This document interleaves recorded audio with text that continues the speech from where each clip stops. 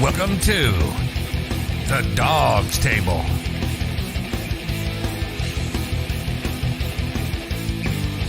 Hosted by Craig Fountain and Jared Fatty Bates.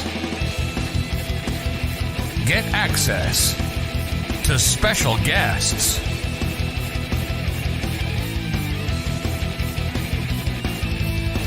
anyone can join the Dawgs Table.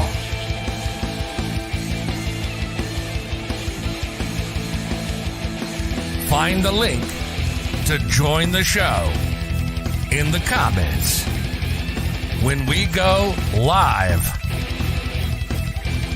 every Tuesday at 8 p.m. Eastern on YouTube, on Facebook, on Twitter, on Periscope, and everywhere on the BIGPLAY network.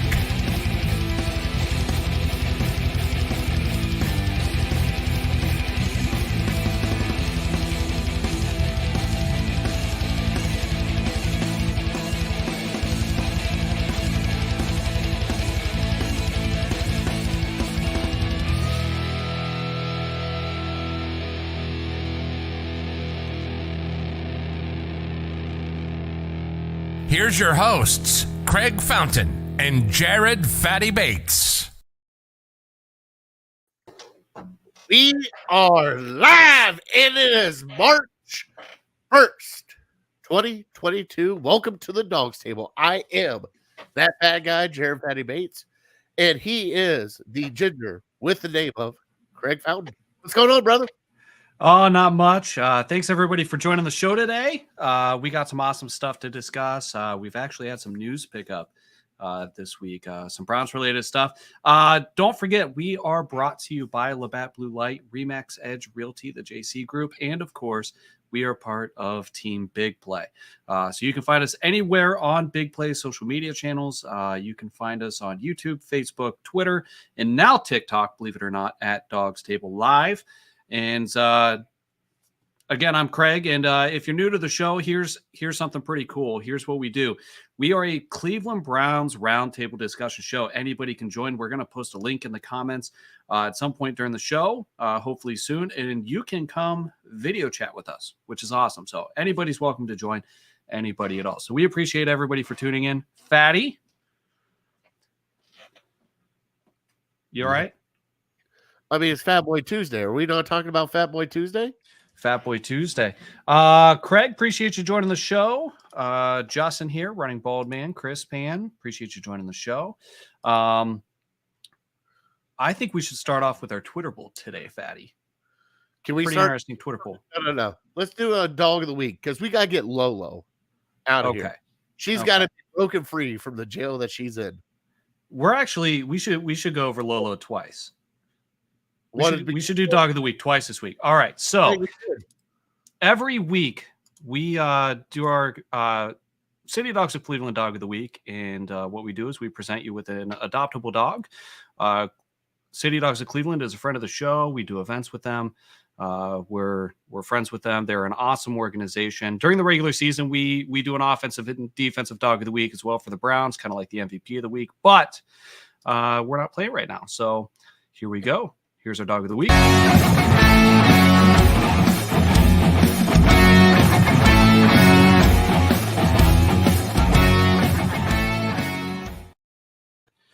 All right. So it's not Fat Boy Tuesday. It's Jared Tuesday. Same difference. All right. So let's get into Lola. We have Lolo here.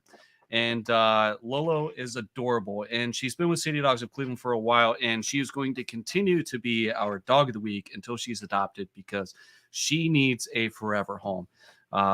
Look at her, just hard to resist. Lolo is a fashionista love bug. This adorable lady loves exploring on walks and is attentive and very treat motivated. She likes toys and being doted on, but she also has an independent side. She enjoys the company of other social dogs, but is not a fan of cats. She needs surgery to correct problems with her kneecaps. Fortunately, all costs are covered thanks to Friends of City Dogs of Cleveland. All she needs is a special adopter and a home to rest and recover. She recently spent a few days at an extended sleepover with a volunteer. She has good house manners. She's likely housebroken, good in the crate, great in the car. And here's the contact information. If you feel you may be a great fit for Lolo, don't hesitate to reach out to City Dogs of Cleveland. Please, please don't. You can find them at City Dogs CLE on Twitter, at City Dogs Cleveland on Facebook, or you can reach them at 216-664-3476. And furthermore, if you need help getting a hold of them, don't hesitate to reach out to the show, Jared or myself. We will personally connect you with who you need to talk to get introduced to Lolo. See if you can offer her a forever home. She'll make somebody a great companion for somebody. Red Leg, appreciate you joining the show, Justin. She looks like a great dog. This is our mission, to get this dog adopted. Yes, absolutely. Once this dog is adopted, we will move on to another City Dog of Cleveland. Until then, somebody adopt this dog. And if you don't know a whole lot about City Dogs of Cleveland, I know our longtime viewers are familiar with them, but they actually even have concession stands at First Energy Stadium.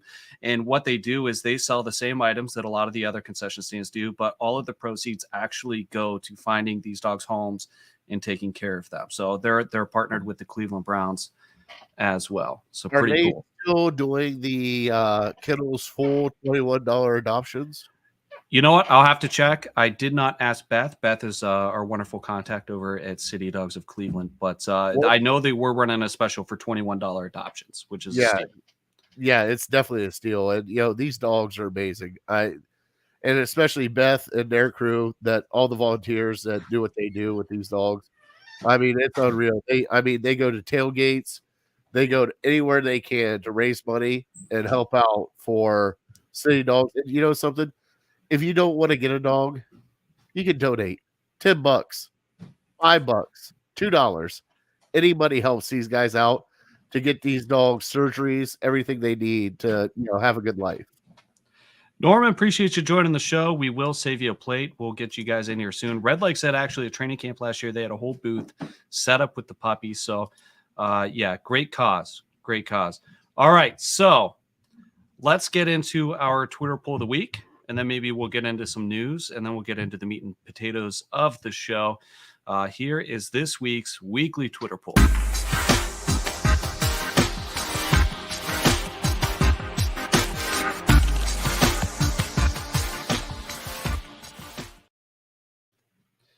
All right. So this Twitter poll of the week, we actually ran on Jared's Twitter. You can follow him at I am that fat guy, fat with 2 T's. And he wanted to know, if you were a fly on the wall, what wall with your Browns would you like to be on to get behind the scenes regarding news about last season? We have so many question marks this offseason, and most of them are as a result of what we know and what we maybe don't know about what went on inside the building last year. So this was an outstanding question, Jared, and you got a ton of engagement with this. And I believe you got 500 votes or so. You got a lot of action. We got over 500 votes. I ran the poll for 5 days. And the only reason why I asked this question is because we already know what they tell us. But I wanted to know behind the scenes, like as a fan, what would you want to see? What would you want to hear? Do you want to hear the juicy stuff between Odell and Baker and how much they hate each other? Do you want to hear the front office decision on what we're going to do with Odell? Do you want to hear the coaches' decisions on the injuries and why we're playing Baker? Or you just want to be a fat guy like me and go to the cafeteria and see what kind of food they got? I'm sure the food's good. I think those guys are eating well. But officially, the options in the poll, we had front office, the coaches' offices, players' locker room, or cafeteria. Fatty, how did you vote in your own poll? What's your answer here? Honestly, I went coach's office. I wanted to see the reasoning behind playing Baker, even though he was that injured, why they played Baker. Now, there's some other stuff that went along with it. Like part B was players' locker room, because I wanted to see how many were divided in that locker room, because I have a feeling it was a lot. I think that locker room was so divided, it wasn't even funny. But that's how I picked. I know it didn't win. I saw the final totals, but I mean that's how I chose, because I really wanted to see what their reasoning was of why you're trotting Baker Mayfield out there every week, but you're sitting other people. And like even now, knowing what Jarvis went through, after we had our show last week, knowing Jarvis had the injury he did, why he was trotted out there. Just kind of curious on that spot. So Chris says definitely Baker injury decision. He wants to, know what that discussion was like. Coaching decisions from Norman, front office, everything runs through there or gets talked about there. Any of you guys that haven't chimed in, go ahead and chime in while I give my answer. So I'm going to be a little more analytical with this, and I voted for front office, and the reason is the front office is the top of the food chain. It's above the coaching staff. It's above the players. Anything that happens in any of those other rooms is going to be talked about internally with the front office, because the front office is concerned with chemistry. They're concerned with dealing with issues. They're concerned with PR. They're concerned with all this other stuff from a higher level management perspective. It might be interesting to see Kevin Stefanski whispering to maybe Alex Van Pelt about how he feels about certain things about the offense, or, Jarvis chatting with Odell early in the year in the locker room in private. Sure. But I think that I would get the best information from the front office. Jocelyn, thanks for joining the show. What's up? Appreciate you watching. All right. So we got some answers in the comments. We went over how we voted. Here are the results of the weekly Twitter poll. Front office, 34.6%. Coaches' offices, 17.9%. Players' locker room took the poll with 41.5%. Cafeteria, only 5.9%. So I would imagine the players' locker room has some pretty interesting conversations. I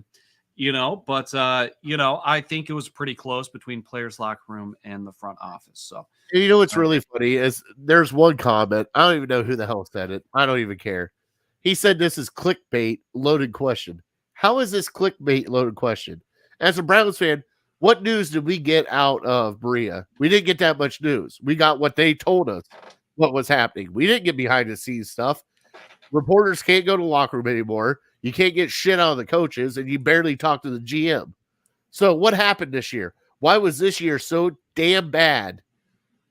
And you had your questions right there, answered right in front of you. If you had a fly on the wall, why is that a baited, loaded question? Yeah, and speaking of, clickbait, it's a poll. We're asking for an opinion. So I wouldn't qualify it as clickbait. Clickbait's actually what's getting the regional and local media in trouble with fans. No, stop it. Yes, we do. Yes, we do. Stop it. I'll mute your ass. No, listen, there is a shift going on when it comes to coverage of the Cleveland Browns. And I'm excited to be just one of the hundreds of people that get to come on here and talk, because we can talk. There's Twitter Spaces, there's Facebook groups, there's shows like we have. I think that there's a shift from your traditional media coverage. All right.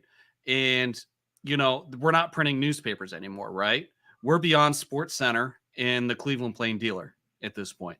So it's getting very clickbaity. You didn't have to have clickbait with the newspaper. Sure, you wanted to sell newspapers, but it is what it is. So I think that there's a little bit of a shift, and I don't think the media is really doing anything but pissing people off at this point. So it's interesting to me that somebody's upset that a poll is clickbait, because everything gets reported, but everything gets twisted into something else with the media. So I don't know. I'm excited. I'm excited that we get to talk with folks and discuss the news, and we don't have to just rely on those things. So I'm just excited with our opinion too, because we hear the narrative from everybody else, and something.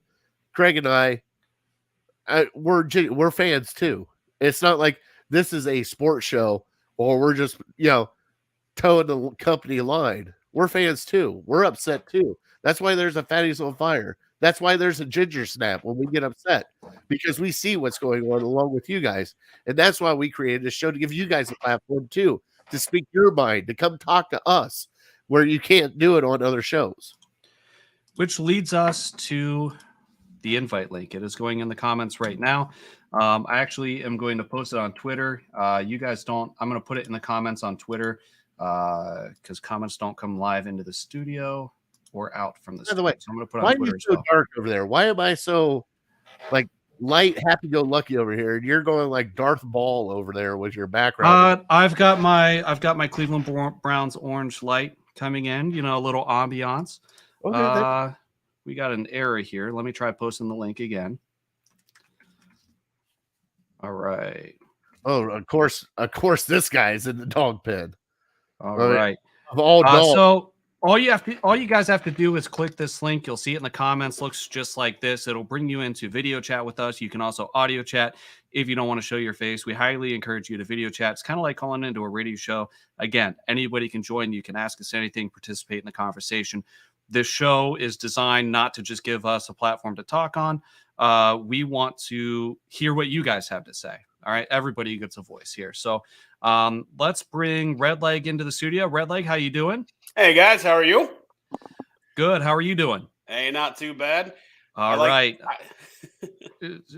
You're keeping the toxic positivity going around out there. Trying, man. I mean, there's some good news today. Got here from Andrew Berry at the combine. And then there's Baker slander, of course, and there's non-Baker slander. So I mean, it just gotta balance it out a little bit here and there. So yeah, absolutely. There's a lot going on. And then we have Norman. How's it going, Norman? Hey guys, I missed you. What's up, man? We missed you too. And let's go ahead and talk about what Redleg just brought up. So Andrew Berry goes on and talks with what was it, Nate Ulrich? I think he was talking with Nate Ulrich, and he said that essentially he expects Baker Mayfield to be the starter in 2022. He alluded to the fact that Baker's played at a high level in the past. He expects him, if healthy, to play at a high level in the future. And I think that we can infer from what he said was, while they'll explore any quarterback options out there, they will exhaust all options. He didn't sound optimistic that they were going to go in a different direction. He also didn't necessarily give the impression that he wanted to either. But he said, we're not just going to sit back and not do anything. We're going to do our due diligence. But, there's a couple things he said about, that alludes to Baker being around next year. He also, I noticed, talked about Jarvis Landry in the past tense. So we can think about that however we want. Time will tell still. But, Fatty, are you losing your mind over there? Probably. Are you actually on fire? I don't know. I mean, I touched my screen. I'm still ugly. Like, Hey, I'm exhausted. I did tree work all day. I thought he was trying to remove a smudge on the camera or something. I don't know. I remove my face, but obviously that's not going anywhere. Oh, hold on, y'all. I'm on the dog's table, honey. Yeah, on the dog's table. But you saved him a plate. He's ours now. Stop. Yep. She's back there like that damn dog's table. Craig says you the man, Norman. Redleg, what did you think about the comments today? I think he's saying what the fans have been saying, who are just normal average fans, which is Baker is our guy if he is healthy, right?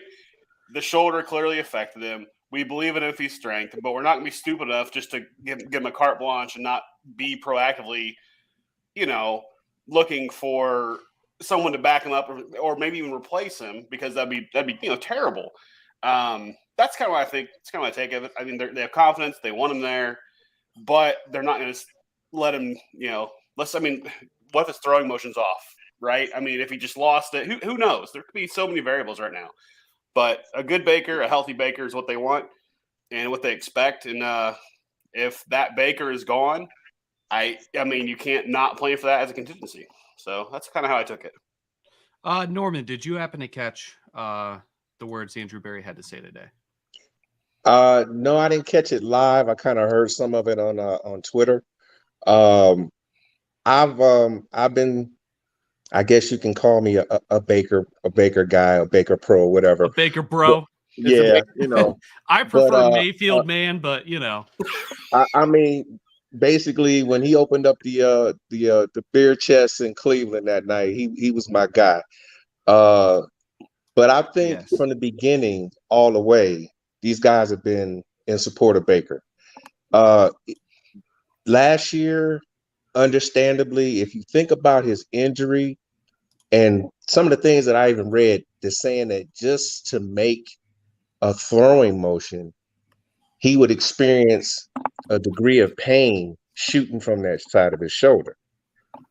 Can you imagine what that's like? Say for example, every time you throw a ball, I come behind you with a screwdriver or a knife, and I'm poking you in your shoulder every time.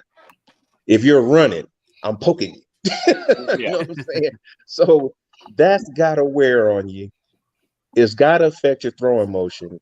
And then when you think about some of the other things that would happen, to me, most critical, what happened with the offensive tackle position. Okay. So if you got people who are breathing down your neck under 3 seconds, it's hurting you when you throw. And then you have these occasional drops by your pass catchers when you put the ball right on them. You know, it just not good for the offense. But bottom line, I think they've always been in support of Baker. They know what Baker looks like when he's doing good. And I think what they want to do, or what they're saying basically to me, my opinion, I think they're trying to appease the doubters and the haters. And then also to actually be realistic and say this: since Baker was playing when Keenum should have been playing, I really think what they need is somebody not necessarily to replace Baker, but to spell Baker with confidence so that if he were to be hurt, or if he were having some kind of mental funk and he was throwing bad and not making his reads, even though there's nothing physically wrong with him, there's somebody that you can put in a game that you feel confident can help you win. And they obviously, despite all the hoopla and what they paid Keenum, didn't feel that way. So let me ask you this. I don't want to interrupt, but I replied to a tweet today that garnered some engagement. I know Fatty's like, all right. So I just pulled it up so I can read it verbatim. And I have some interesting questions that I want to pose about this situation. Then we'll get to the offensive line here in a little bit. Mary Kay Cabot tweeted out, the Browns should consider signing hometown QB Mitch Trubisky as a backup to Baker Mayfield or to compete with him, verbatim. Now, listen, my response was, and I'll just go ahead and read it verbatim. I'll just correct a typo that I had, otherwise verbatim, because here's how I feel. And it's very short. I just said backup's okay. Competition is a stretch. Right there you go. Like, I'm against this because all it will take is one interception for Trubisky before Trubisky is presumed the savior. Now, the response I got was, okay, so don't throw the interception then. Everybody throws interceptions, right? Brett Favre was one of the greatest QBs in NFL history, and he's thrown more interceptions than anybody. All right. So it's one of those things where I'm going to pose a bigger question to you guys, Fatty, and I want to know what you think here. Do the fans have enough of a voice or control to where they can influence these decisions to where we have to consider, should we bring in a backup quarterback, or should we decide not to bring in a backup quarterback based on how the fans will handle the situation if Baker has a bad game or a bad throw? And I have a follow-up question depending on what you say. So, Fatty, give me your thoughts on this. And first, let's say hi to Jocelyn. Hey, Jocelyn, what's happening? Oh, she's muted. She's trying to get organized. Hey, all Jocelyn. Right, Fatty, what do you got to say? I mean, it seems like every year we go through this as Browns fans. I mean, no, I'm being serious though. I mean, did we already go through this shit with Hoyer and Manziel? All right, so Yeah. listen. All right, so you brought that up very quickly. You asked me what I thought. Yeah. Now, All right. Go ahead. Hoyer had this team rolling. He threw one interception. And at that point in time, fans started chiming for Johnny Football. And at that point in time, he was looking over his shoulder. Do you really want that? Let's talk about where Brian Hoyer was, because this was my argument. Brian Hoyer was 7-4, making a playoff push past the halfway point of the season. We were closing in on the playoffs, and the fans said, "Give us Johnny." It was a couple years ago, so maybe I'm wrong. I think it was after the bye week. They brought Johnny in, and we were as far away from the playoffs as we have ever been, realistically. It was not a good decision. So do we want a quarterback that people are going to fawn over if Baker falters, whether it's one bad throw or one bad interception? I think we would all be in agreement. We shouldn't have to worry about that, right? Like that shouldn't be a concern. My big thing is I think Baker needs push in training camp and to see what happens. After that, once you name a starter on this team, that starter is playing throughout the entire year. Okay? I just want to see Baker push. If you sign Mitch Trubisky in here, I'll give you a challenge during training camp. Okay? And then after that, whoever the starter is out of training camp, that's your starter. I don't need Browns fans chiming in a bit going, our backup's better, blah, blah, blah, blah, blah. Well, guess what? The front office and the coaches have decided this guy won the job. All right? At that point in time, that's your guy. Baker's got 1 year left here. He hasn't been re-signed, hasn't done anything else. So I'm with Justin here on this. He says we either need to go all in on Baker or cut him and move on. Now, another question that can be posed is, do we need a serviceable backup to win games in the event that we need a backup to fill in? The obvious answer is yes. However, I think you have to be very careful about who that person is. The flip side to that is, did we learn from our mistakes this year? Because I think we can also all agree that Baker needed a rest, and we had a serviceable backup. Somebody whose success in the NFL has already transcended any success that Trubisky will likely have in his NFL career. We had somebody with the experience, somebody who went to an NFC Championship game with Stefanski on the coaching staff. So at that point, does it even matter? I don't know. Hopefully we learn from our mistakes. Jocelyn, do you have any input here? Oh, she's muted still. Oh, snap. Looks like her mic's not down. Oh, Uh-oh. Is that better? Yeah. Now you can hear me? We can hear you. Yeah, I'm not a Baker bro or Baker chick or whatever you want to label it. But I do think he needs to be challenged. I don't think that he can sit back and just say, oh, this position's mine. I think somebody needs to challenge him. Yeah, he was hurt. He played hurt. But we also had somebody that could have. Case Keenum came in and did well. I mean, I'm not saying he's the answer, but we need somebody to challenge him, because I don't think that he can just sit back and say, oh, I got it. It's okay. Everybody's behind me. No. I think he needs to be challenged. I struggle with this so much because iron sharpens iron, right? Competition breeds production. It really does. But we, as a team, have not been able to handle a quarterback competition in decades. We've never had a successful quarterback competition that actually resulted in better production. Baker's a gunslinger, right? His strength, if we allow him to, is throwing the ball downfield. Do we want him hesitating? No, we should not hesitate. We should not, suppress his willingness to air it out and worry about making mistakes.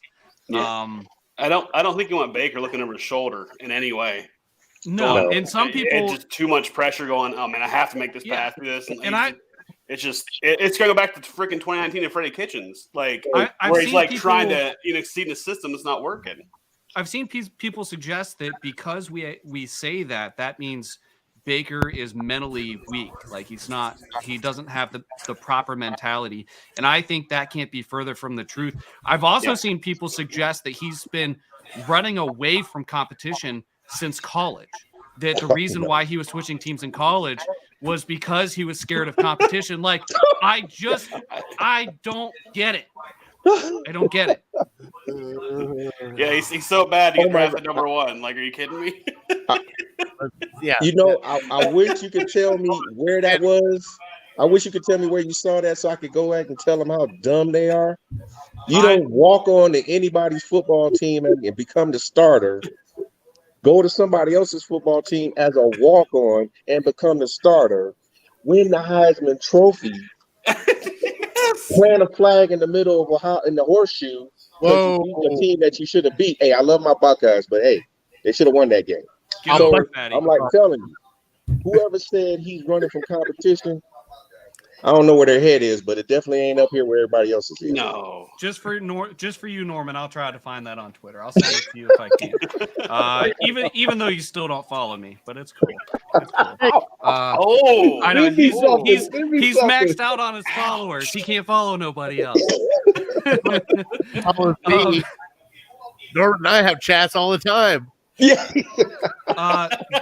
Okay.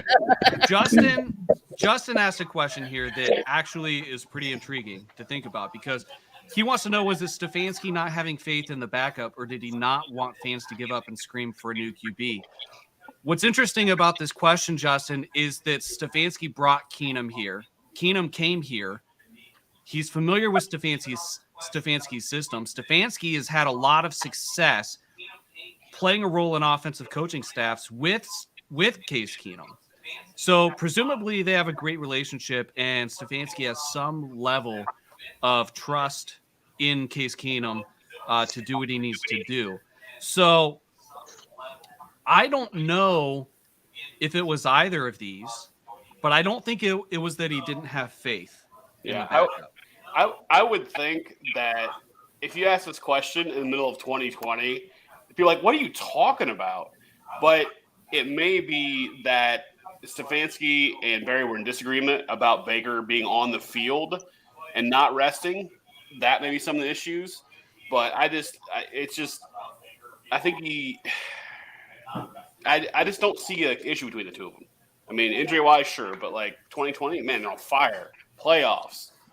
It just doesn't make sense. And Red Leg, I have to mention because my ADD will make me forget. Fatty, hold that thought. We're coming right back. Red Leg, thank you for coming out and spending some time with us in Cleveland last weekend. I know it was a long drive for you. I had a blast. It was great to see you. It was fun hanging out. It was a lot of fun, man. I just I didn't get to chat with you last week, and thank you on the show. So. Yeah, no, I had some stuff going on last weekend, or last Tuesday, so didn't make it. Sorry about that. All right, Fatty. Hold on, Craig, did you get a hug? If you got I'm going to be upset. I'm not much of a hugger, Fatty. I think a handshake, at least. Definitely a handshake. At least. All right, next time, Red Leg, we'll hug. Hey, I'm going to hold you to it. All right. Hey, I'm a hugger. Jared's a hugger. He is a hugger. No, hey, once you're brought into this guy, I'll hug you. Don't you think I won't? Heck yeah, dude. I'm on. Be prepared, Red Leg, because you might get that long, awkward hug where he just doesn't let go. And then you're like, what do I do with this? Like, I don't know. Hey, I might even know something too. I might even suggest something like this. Yeah. Make it I've so seen awkward to see what you do after that. Just ask for a beer. Hey, dude, that Red was Leg the did argument. leave You at the can't right scare time. me. Red Leg did leave at the right time, though, because he left after we spent a couple hours at High and Dry Bowling and Beer, which is where we held our get-together. After that, it was me and Tim Unkefer, friend of the show, Barry Hookers and Cocaine, friend of the show, Always Positive Jay, and a couple of us. We kind of bar crawled around there. Whatever that second bar was, oh my God, that was amazing. It looked like it's a bar straight from like 1890 or 1900. I'm like, oh my God, look the woodwork in here. It was beautiful. I loved it. But after that one, I left. I do have to get his Red Leg. Yes. What was your first impression of Barry? Well, the first impression when I first met him at the game was a giant man, and then I stood up and I'm like, this is still a giant man. But Barry, I like Barry a lot. He's a solid dude. He is no nonsense. He'll talk to you straight, and I gotta tell you, he seems like just a good dude. And that's all I gotta say, man. He seems like a solid guy. So He is a large man. He's a solid 6'5". See, I'm like, Whoa. He's a solid 6'5". He's a big guy. He hits the gym. You know. oh, But and we heard about his moose. That's pretty cool. oh man. He's got a moose on the wall. No. Oh no. All right. So No. Norman's all the way in Arizona, so I'm not spoiling anything for you. I So can't Barry- spoil it. I'm sorry. I'm not allowed. No, listen. So if you guys are watching for the first time, there's a guest of the show. His name is Barry, and Barry is actually my brother-in-law. He's also a character. He's met Jared a number of times. He's been to games with Red Leg. He was out with us in Cleveland All-Star Weekend. You guys may know him as the Hookers and Blow guy if you watch the show. Barry lost his leg in a motorcycle accident. He has a prosthetic, right? So he has an artificial leg.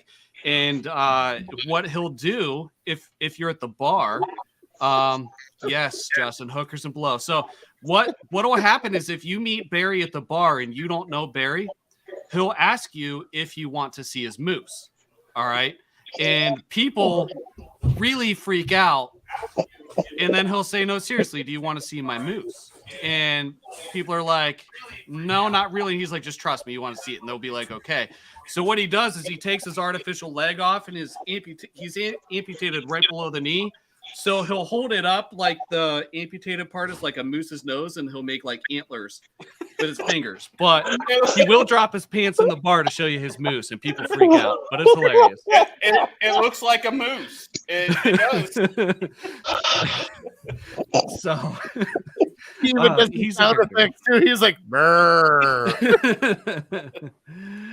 that's why I love this show. I learn new stuff every time. Everyone I've met so far from Brown's Twitter and this show, it's just great, man. At least it's really solid people. They're very much how they are in person on here. So, and I hope I come off that way too, because I'm just a giant goofball. So absolutely. And inside stuff here. I wore my helmet to the meetup, and we go to the second bar. We're standing there chatting for 20 minutes. This dude walks up. He goes, "Is there some Browns thing going on this weekend?" I said, "Yeah, we're having like a meet and greet and stuff. Twitter and all stuff." It's like, "Oh," he's like, "I like your helmet. Thanks, man. It's really cool." Just started talking. Like, he's like, "We didn't know if we missed something." I'm like, "Yeah, no, it's just some local stuff." All right, Fatty, were you able to hold that thought, or did it just? Is that Mike? Jocelyn, is that Mike? What's he doing? Are you in the kitchen? Hey, I'm Justin, sorry. thanks for Phil was watching the absolutely show. losing Have a her good shit. evening. Sorry. are you in the kitchen? No, I'm in the front room. Why is he coming? Oh, he went through the front door. All right, Just- never. You know, All right. we're those kind of neighbors. You just walk through the By front the door. way, that is her neighbor Mike, who is also a character, kind of like BJ. So, yes. All right, were you able to hold that thought, Fatty, or did it completely escape you? Oh, it's gone. What am Okay. I supposed to be thinking? All right, back to the meat and potatoes. The next subject, and I think Norman alluded to when he was talking, what we're going to talk about next, and that is the Cleveland Browns restructured the contract for two-time All-Pro and right tackle Jack Conklin. Actually, So at the beginning. what's that? Go ahead. Somebody brought it up at the beginning. I got it. Roll it up. So Jack Conklin was slated to make, I think, $12 million this year, and they saved $4 million in cap space, maybe. So what they did was they actually moved the number down to $8 million guaranteed, and then he's got a $4 million option that's tied to incentives. Yeah. All right, so this is I was a strong move. This was something that continues to give me faith that Andrew Berry he knows what he's doing, right? Like this was something that needed to be done. Conklin is outstanding when he's on the field. He's a 2-time All-Pro. He's very effective. He's a guy we want on the team. He has had some injury concerns, and we need the cap space. So props to Andrew Berry for getting this done, and props to Jack Conklin for saying, hey, yeah. you know, yeah, I understand. Oh, absolutely. Tell me guys don't want to be in Cleveland. Tell me guys don't be in Cleveland. That was a huge move, and I want to chime in on that. I agree. Andrew Berry is the next Wizard of Oz of GMs. I'm saying that right now. I really believe in this guy. He makes things happen, and it's like we talk about it, and all of a sudden, it comes to fruition. So I honestly think those other ideas that we had, like maybe doing a special kind of restructure with Jarvis, I think that could happen. I think it could happen. I also believe Clowney's going to get signed. I definitely think that Denzel's going to get his extension. So somebody asked, Chris asked here, good move. Is Wyatt under contract? And yes, Wyatt Teller is under contract. He signed an extension, and he's on the team until 2025, unless the Browns decide otherwise. And what a bargain Wyatt Teller is at 4 years, $56 million. You know, this guy is the fact that we were able to scoop this guy up from the Bills and he became what he is, such an outstanding move. We could not have a better situation at guard than Bitonio and Teller. It doesn't get any better than that. At this point, you know, assuming we can keep Conklin healthy at right tackle, he's not an older gentleman, right? I think he's like 28. He's not getting old. The question mark, I think, is at what point do we start working on what we're going to do when Shredder's career comes to an end or he goes elsewhere? And we got to find out if Wills can handle being a starting left tackle. Does Wills have promise? Yes. Is he a premier left tackle in this league? Not yet. Not yet. But also, he was severely hurt last year. He was Yeah. banged up, and they made him play banged up. Yeah. So at that point And in he time, kept re-aggravating it. well, I don't understand. What are you supposed to do at that point in time? You can't judge him on that because No. you know, the year before he was solid enough that Baker didn't worry about it. I mean, we had to put Bitonio out on the left side. Swiss Army knife. Ugh. I know, but I mean, You know, the worst part about it is he did really well. And Bitonio wants nothing to do with being a left tackle. no. You want to know why? Joe Thomas. That's why. Right. I'm going to take that spot because of Joe Thomas. So here's another question from Chris. Can we restructure Jarvis, Clowney, and restructure Baker? So Clowney and Baker don't need restructured because Clowney's a free agent. I have a feeling that we'll sign him to, I would have to imagine, another 1-year deal, probably in the 13 to 15 million range. Maybe we tie it to incentives, you know, to get him a little bit more money if he performs. But you know, that position is definitely one of our biggest needs in this offseason. So, you know, hopefully Clowney wants to stick around, and hopefully we can get a deal done. Baker Mayfield is entering his 5th-year option. All right, so we're going to pay him good money this year, but it's not franchise tag money. We picked up his 5th-year option last year, so we're going to pay him like $18 million, which is still kind of a bargain for a starting quarterback these days. So really he's playing for that second contract this year. And that second contract is what is going to make Patrick Mahomes $500 million. Or, you know, some of these guys have gotten just absurd money. This is the contract where these guys make their money. So I don't think it's a question of motivation for Baker. I think this past year we would have liked to have extended him, but the way it was going, I just don't think they pulled the trigger. And he probably felt like he would have been too much of a bargain based on how he feels he can perform in the future. Thoughts, Fatty? I'm with you on that one. I mean, I think this year is a make or break year for Baker.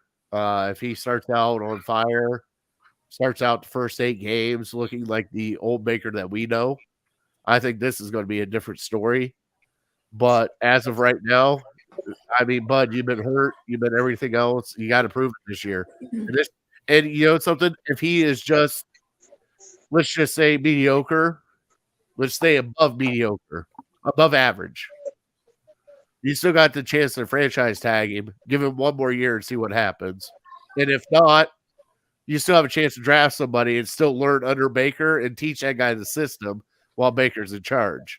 So you have options there, what you're going to do. I mean, they could go the Dak Prescott route with Baker. Well, and really the Kirk Cousins route, if you really want Yeah. to, because looking back to when Kirk Cousins was in Washington, they had drafted RG3 and Kirk Cousins in the same draft. Hard to believe, right? RG3 went, day one. Kirk Cousins, I think, went in like the 3rd or 4th round or something like that. And turns out Cousins has had a far better career, but they were in a position to where Kirk Cousins was willing to bet on himself, and it made him an absurd amount of money. Because here's what happens: when you get franchise tag, you make an average of, I think, the top 5 quarterback salaries in the league that are currently under contract. When you get franchise tagged a second time, it's that, but at I think like 20% or something like that. So that number goes up very quickly. And Kirk Cousins has been tagged 2 or 3 times. So eventually you can't afford to franchise tag somebody. Kirk decided he didn't want to be there, got a fully guaranteed contract with no incentives, no nothing. He was making it, whether he could have blew his knee out on the first play and he would have been worth $90 million or something like that over 3 years with Minnesota. So, and at the time that money hadn't, there wasn't a ton of quarterbacks making that type of money, but as far as Jarvis goes, like I said earlier, Barry was kind of referring to him in the past tense today. So how about this, Jocelyn? Yes. Do you think Jarvis stays with Cleveland? Yes or no? God, I hope so. You say hope so. I hope so. Yes or no? I'm gonna say yes because Jarvis wants to be here. So if he wants to be here, I think Barry can approach him about how to do something that can make both of them happy. All right, Red Leg, what about you? I think he should stay. I mean, he's the heart and soul of the team. He's part of the turnaround. If he wants to be here, he needs to be here. Like, Bam. he's built the Browns, and guess who else helped build the Browns? Baker Mayfield. Get that magic going again, man. He wants to be here. Have him be here. If it takes some restructuring, hopefully he's willing to do that. I mean, I know he's got to think about himself as a family. I understand that too. So if he does leave, I understand that as well. I mean, thank you for what you've done for the Browns. Thank you for helping us turn this around. And I wish the best of luck, but I hope he stays. So, Greg? No, I don't. And I think it's going to get interesting because Jarvis, and we talked about this at length last week, Jarvis said on Twitter, the ball is in the Cleveland Browns court. And to me, what that says is, are you going to keep me or cut me?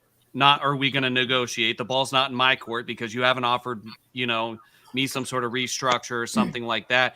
If they can find him a way to get him the same money he's slated to make this year, then he'll be here. I just don't know if it's going to happen. It wouldn't surprise me either way. I hope he's here. Because Jarvis provides a lot more than just what he offers on the football field. He has a huge impact on the locker room. He leads by example. These younger guys, especially for bringing in young wide receivers, they need to see his work ethic and see how he goes about his day-to-day business. And he's right. He also mentioned in the tweet that before last year, he hadn't missed any games. Like, that streak got broken. I mean, he was headed towards, nobody's ever going to touch a streak on Joe Thomas's level, but like he didn't miss any games prior to that. And he's been in the league a while. So he is historically durable, but when you start having injuries like this, then, you can re-aggravate them pretty easily, case in point. It seems like each position group has a leader of that caliber who's been around the while, who's talking to guys. and it's not the guys who are always going to name called in the field. You know, like last year it was not Billings. God, I'm a brain fart here, but there are people in those positions who are there their role is beyond the field. It's cohesiveness. What is teamwork? What is leadership? What is what is follow? I mean, these are all alpha males, but you got to follow sometimes, right? Yeah, so, absolutely. So here's the other thing. All right, so we have free agency coming up. We have the draft coming up. Free agency first, but we have our own guys. We got to decide if we're going to take care of them before they hit the open market. Plus, some guys are due money before, if they're on the team after the start of the league year, which is coming up. Reports came out this week that David Njoku, that the Browns are willing to pay him double-digit millions to stay in Cleveland, and what I would translate that to is $10 million per year plus, right? Double-digit millions. What do you guys think about that? Fatty, I want to know what you think. I know we were talking about some comps before the show, and some of the other things that we were doing, but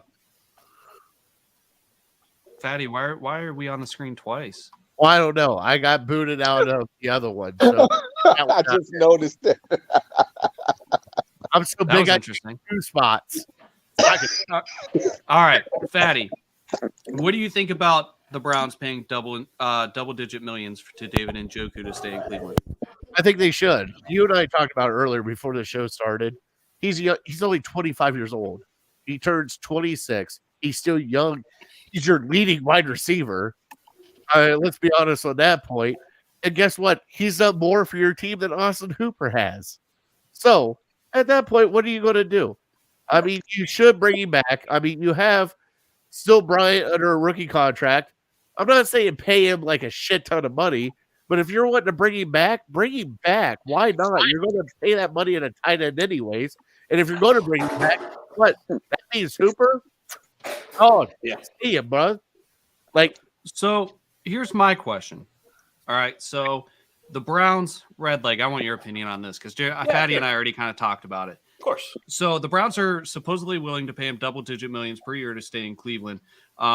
Let's just call it $10 to $12 million a year, right? I don't think it's going to go much beyond that. You have Austin Hooper, who I think has a $13 or $14 million hit, unless we cut him after June 1st, which would be a $6 million hit, right? So we have to wait that long to avoid excessive dead cap. Now, we were looking at Fatty and I before the show. We were looking at Spot Track and some of the comps and free agents that are available. And if you comp out David Njoku with some current tight ends, Spot Track has him comped out to Tyler Higbee, CJ Uzoma, Gerald Everett, Blake Jarwin, and they estimate his market value to be $6.7 million per year. Now, I'm not saying that Spot Track is the end-all, be-all, but they're a pretty reliable source. They don't assign every player a market value. It's done hands-on. I don't think it's done by some sort of random algorithm or something like that. So that's where they have him ranked market value. I don't know if that's high or low. They're smarter than I am. But franchise tag. Let's go back to the franchise tag. Every position has that average of the top 5 players at that position that you can franchise tag a player for. The second cheapest franchise tag is a tight end, and it is going to be approximately $10.8 million for 2022. Do we simply franchise tag him? Do we know enough about Njoku? Do we lock him up for 5 years? What do we do? What do you think? And do you think he's worth the double-digit millions? I do. Another guy who wants to be here in Cleveland. Like we got what? He didn't used to be. He didn't used to be. Let's put that out there. He didn't. True. I mean, he got sat by Kitchens. That had some animosity. Last year, he's like, yeah, let's stay. He produces for us again. He's still shaking the I want to be here tree. He's producing lead receiver, maybe underutilized. Now finally seeing his potential. He outperformed Hooper by far. And then behind him, we got Bryant. We've got another guy who was in injured reserve last year. That Connor Shaw, dude's a giant. This dude is a massive human being, but he got injured. So I expect to see him back this year. And then below him, you got freaking Johnny Stanton, who caught a TD against the Broncos. I mean, we are not deficient at tight end.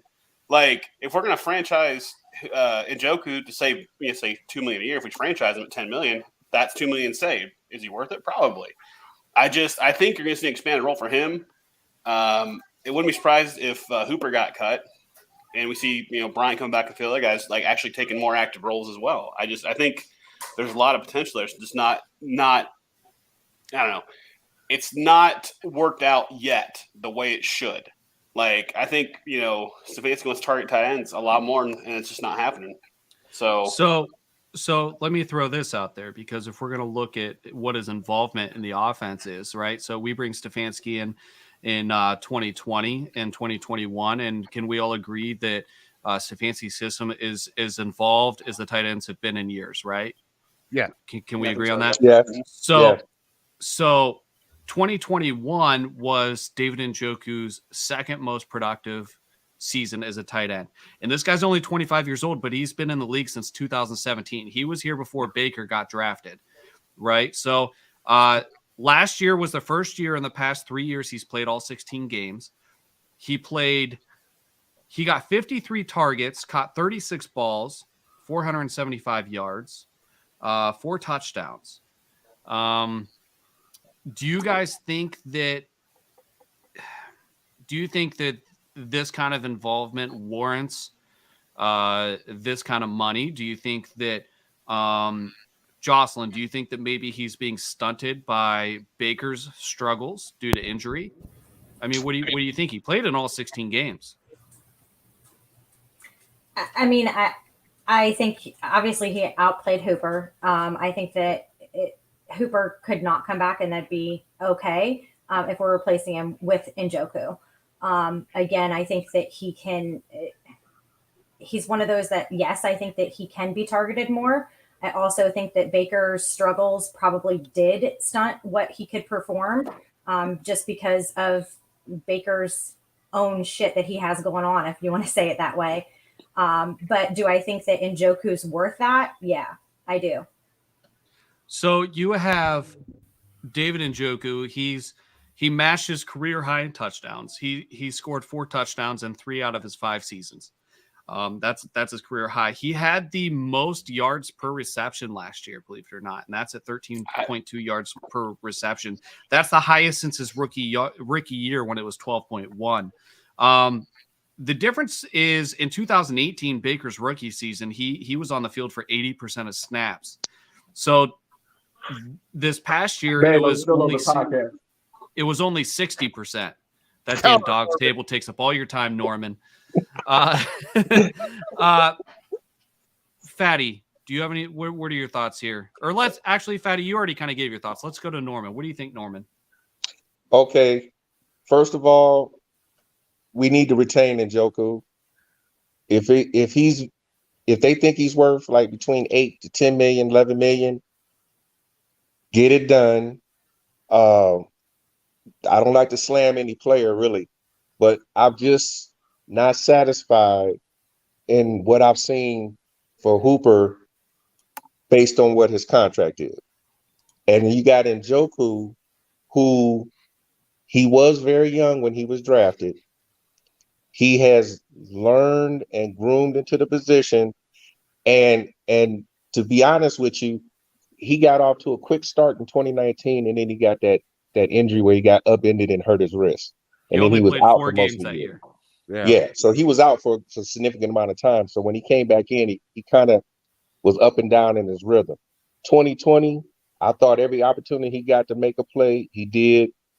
And it was about the same for last year, excuse me. So yes, we need to sign him. I think Hooper's time in Cleveland is going to come to an end on June 1st, because that's the most opportune time to part ways and say thank you for your efforts. But he is a mismatch that should be exploited. And I think it's more about scheming him open in a lot of cases than anything else, because they need to focus there as well as on some of the wide receivers. I mean, we got a great running game, But if you open things up to where these guys can start getting yards and yards after the catch, that's loosening up the line of scrimmage, and then that's where Hunt and Chubb start killing people And until that's we one of get the all the way knocks into the on fourth quarter. that's one of the knocks on Austin Hooper, right? Yards after the catch, Yeah. It seems like he's always falling down as soon as the ball's in his hands. And he's not as good a blocker. Right. So, but should, we've asked the question, who should we restructure? Is Austin Hooper a guy we should restructure, try to retain? Yes. If they could do it, I would be happy to see him come back. Okay. I'd be happy to see him come back. Let me can I bring up the last? Go ahead, Redleg. Yeah, correct. It's actually Connor Davis, not Connor Shaw. My apologies. Okay. Can I bring up our last question of the night, Craig? What's the last question of the night? Right here. You have Chris and said, did you click me out of it? No, I didn't. All right. See Baker being a draft day trade. No. Right. At this point in time, no. The only draft trade I see happening would be somebody like Hooper. So, and if Hooper got traded, it would probably be a trade and restructure type.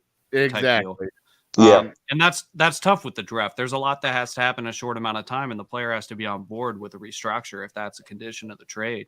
Because I think this team has faith in Njoku and Bryant, and they're a little bit shaken. See, Redleg, a little bit shaken about Hooper and what he's produced. Now, I'm not saying Hooper has not. I'm not saying he hasn't blocked for Nick Chubb or anything of that nature. He's done amazing on that. So has Njoku, which that was the knock on Njoku at the beginning, was he wouldn't block for the run. Both of them are blocking for the run. So it's a tough question. I don't see them trading Baker for anything right now because why would you? You have him for 1 year and he's done after this. So, all right. Before we move on from tight ends, I have a trivia question for you guys. All right. So I brought up the prospect of potentially franchise tagging Njoku. All right.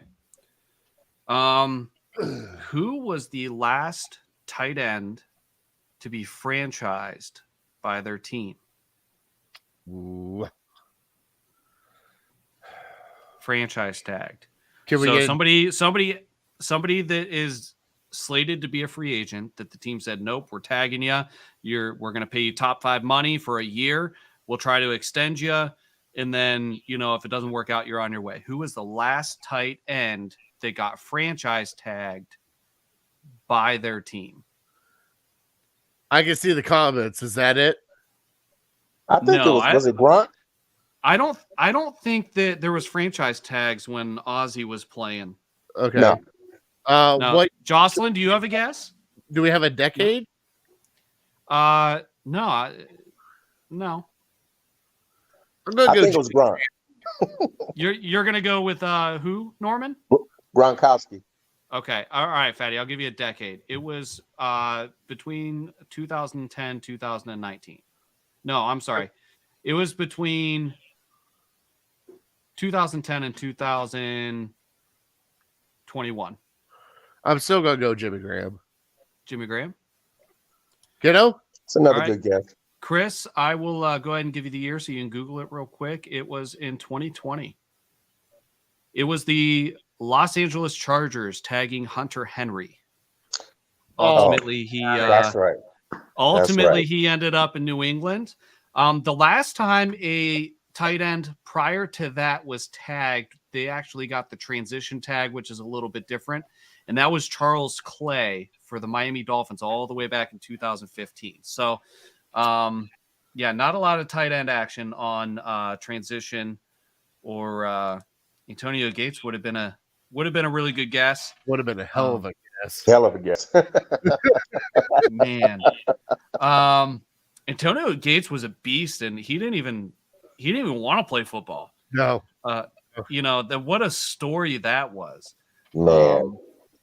So Antonio Gates played basketball with Kent State. I think they made it to the Elite Eight or Final Four or whatever the year that he played. He actually tried out for the Chargers as a walk-on to support a friend went with a friend for moral support and ended up having the career he did. What are the odds? You know what? That's another person in our backyard that got away. Oh man. But all right, so anything you guys want to bring to the table before we move on to Fatty's on Fire to close out the show? Nope, we're all good. Yeah. All right. That All right. face We was, will see I'm you just guys. ready for Fatty's on Fire, Jared. That's what Oh that face yeah. was. It's sad that you know my facial expressions, but yes, I'm waiting for Fatty's on Fire. All right, Jocelyn, Norman, Love you, appreciate Norman. you joining the appreciate you joining the show as always. Always good to have you guys around. All right, Fatty, before we go to Fatty's on Fire, we do want to announce we're not sure yet if we're doing a live show in March, but we do know we are doing it's still in the works. yes. We do know in April we are doing a live draft special on Friday night, day 2 of the draft. Time to be announced. We will be at the Brick House in Sebring, Ohio. We will be recapping day 1 of the draft, and we will have our live reactions as the Browns draft on day 2. So it's going to be a lot of fun. Fatty's making the trip down here. We might have some other travelers coming into town, so it'll be an awesome time. And we hope that you guys will join us. So save the date if you want to. Day 2 of the draft. I probably should have looked up the actual date since it's not on the top of my head. 29th of April. 29th of April, Friday in the evening, probably around 7, 8 o'clock. We are going to be live on location. By the way, Live we'll reactions. also be celebrating Fatty's birthday that weekend too. Woohoo! Fatty's birthday. All right. So, with that being said, we are moving on to your favorite segment. I see you guys in the comments. Fatty's on Fire. Here we go.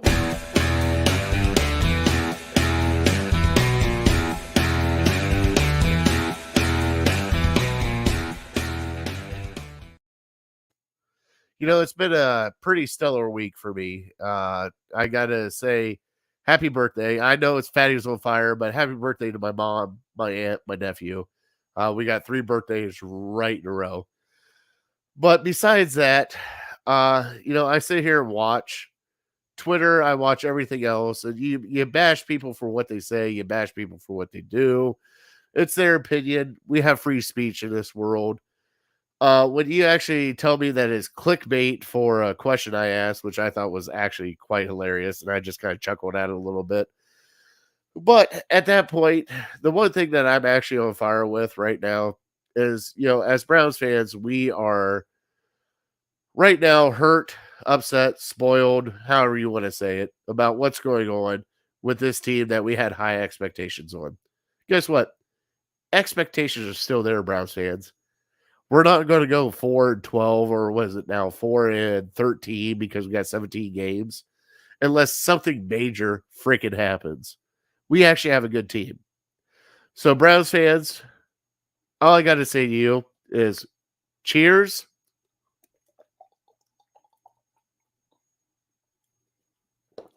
And buckle up, Buttercup, because it's going to be a fun off season. We're going to draft wide receivers, defensive tackles. Free agency is going to be nuts. Let's go! And that's Fatty's on Fire. All right. So that was some toxic positivity you had there. All right with that. Inspired by Red Leg, right? I see the laughing. chief Hold on. of toxic positivity. There she is. Are you laughing right now? Yeah, that's She's muted. But all right, so that's going to close out our show today. Let's go back to Lolo real quick. We said we would get a hold of City Dogs of Cleveland if you're interested in meeting Lolo to find out if you're a good fit for a forever home. You can reach them at City Dogs CLE on Twitter, at City Dogs Cleveland on Facebook, 216-664-3476 over the phone, or get a hold of us, and we will make sure to connect you with them. Thanks for joining us, everybody. We are the Dawgs Table, a live streamed Browns Roundtable discussion show. We are brought to you by Labatt Blue Light, Remax Edge Realty, the JC Group, and we're part of Team Big Play. You can find us on Twitter, Facebook, YouTube, TikTok, and anywhere Big Play is found. So with that, good night and go Browns. Go Browns.